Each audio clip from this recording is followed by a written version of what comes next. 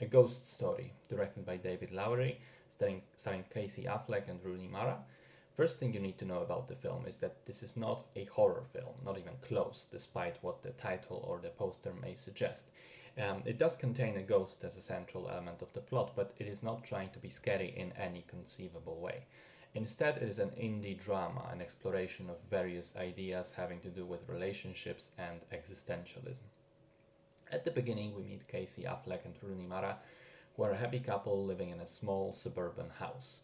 Moments later, Affleck dies in a car crash but comes back as a ghost. Interestingly enough, not a CGI ghost or even just himself, but invisible to others.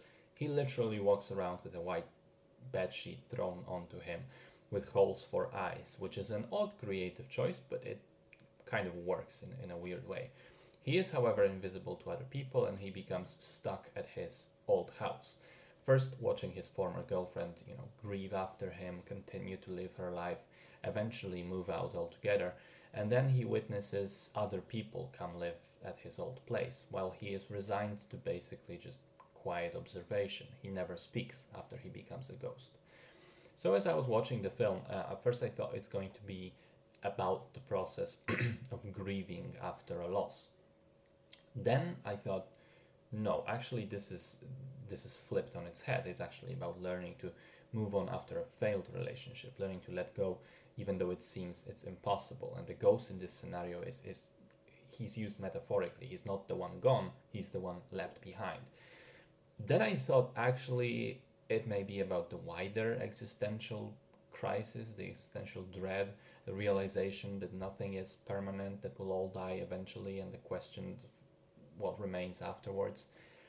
And then I didn't know anymore. And at the end of the day, I think it's a little bit about every one of those things, but it does get unfocused at some point, and I can see it being confusing.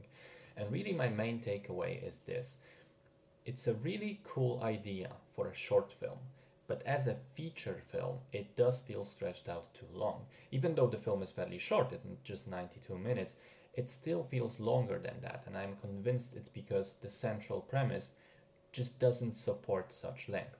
It would have been amazing as a short film, 15-20 minutes tops, but here I felt that the ideas it's trying to convey and explore do get lost a little, and there were stretches of time that I was not enjoying myself.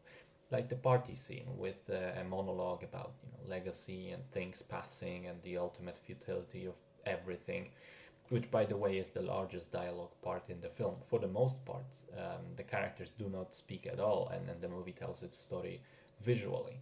Well, the monologue does feel very on the nose, very pretentious, and also stretched too long. It makes its point, but then it overstays its welcome, much like the rest of the film. Which is a shame because I kind of appreciated all the technicalities of it. The scarce use of music and even scarcer use of dialogue, opting for visual storytelling, the editing tricks used to show passage of time, the long takes used across the entire film, the square aspect ratio, which emphasizes the ghost being, trapped, boxed in his situation. I enjoyed all these tiny elements, but unfortunately, I don't think they really build a great cohesive whole. It's one of those cases where I really wanted to like the film much more, but I'm just not able to. I think it's a very solid idea that's stretched too much for its own good, and as a result, the points that it's trying to make become unfocused and muddy.